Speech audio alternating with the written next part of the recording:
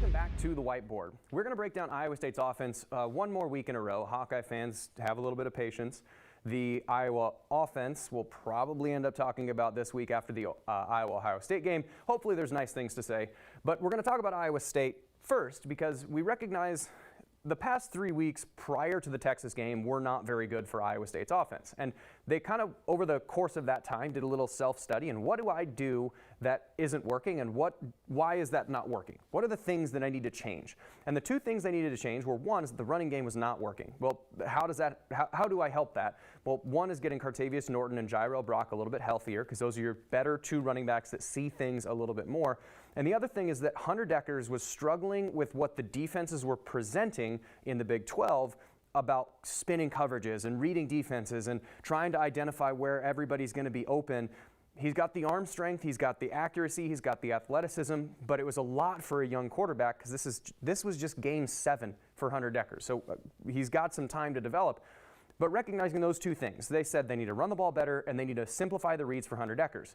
This was the best that Iowa State's offense had looked, despite a loss, and there's some stuff we're going to talk about, and we've talked about in the first couple segments, we'll continue to talk about it in the last couple segments, that changed how the outcome was, but arguably this is Iowa State's offensively best performance. Now, again, why did that happen? So two things: run the ball, simplify the reads. So the first one we're going to talk about is the running the ball part, because you have Cartavius Norton in the game. Let's back up for just 1 second. What have defenses been doing because Iowa State hasn't been able to run the ball?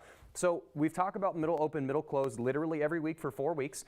And what does that mean then for a defense? So middle open and middle closed is there's space in the middle of the field. So this is technically a middle open look.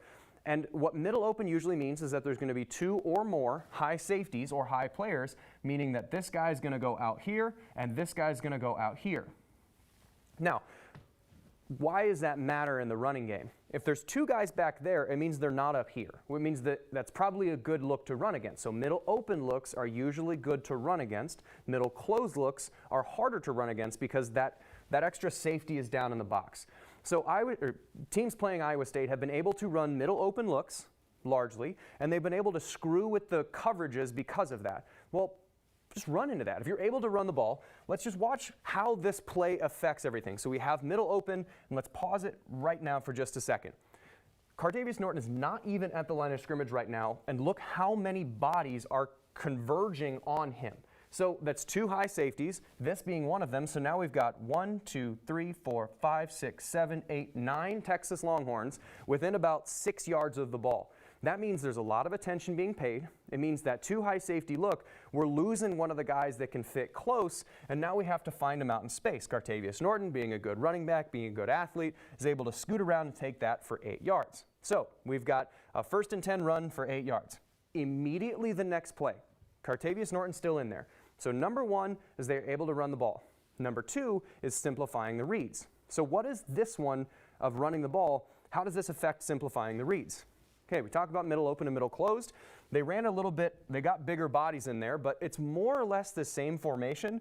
They just moved Jared Russ from back here to up there. It's about the same. But what does an effective running game do to the defense? Middle open or middle closed? Middle closed, right? We have that guy here, and what does that mean? There's somebody else that's been taken out of the equation. It's a good play to pass against, right? Because it's harder to run against this because there's extra bodies, so it's thereby better to throw against because there's less bodies in the back. So why don't we just throw against that? Just drop back and chuck it. Well, we talked about the problem number 1 being that Hunter Dekkers has difficulty reading and trying to understand everything because defenses are changing and stuff like that. So how do we then simplify his reads and take advantage of the running game? We do what's called an RPO, and Iowa State ran a bunch of these. This was just the best example of it. So RPO, what does that mean? Run, pass, option. Option in football doesn't mean I just have the choice to do whatever I want. Option means we're going to take one guy, deliberately not block him, and if he does thing A, we'll take advantage of it and go to where he wasn't. If he does thing B, we're going to take advantage and go where he wasn't. It's a lose-lose situation for the defender if I read it right. So an RPO then is, instead of saying I'm going to run this way or run this way, is I'm going to pass if a defender comes close to the line of scrimmage, or I'm going to run if a defender drops back. So which guy do I look at then? I'm going to look at the force player. Now, what is the force player? The force player is the guy who occupies this space in a defense. It's the guy who's going to be just outside the tackle, because we have bodies to block the rest. We don't have a body to block that one. So rather than trying to block everybody and trying to get a hold of a hat on a hat on a hat, is we just say, all right, you're going to be wrong either way. So what Iowa State does is they end up running a slant with Jalen Knoll, and then they're going to read this guy. And what's that guy doing? If he plays back underneath the slant, then Cartavius Norton's going to be able to pop this play right around the outside. If he plays up into the run, then there's nobody behind him to protect against the pass. So they're just watching that guy.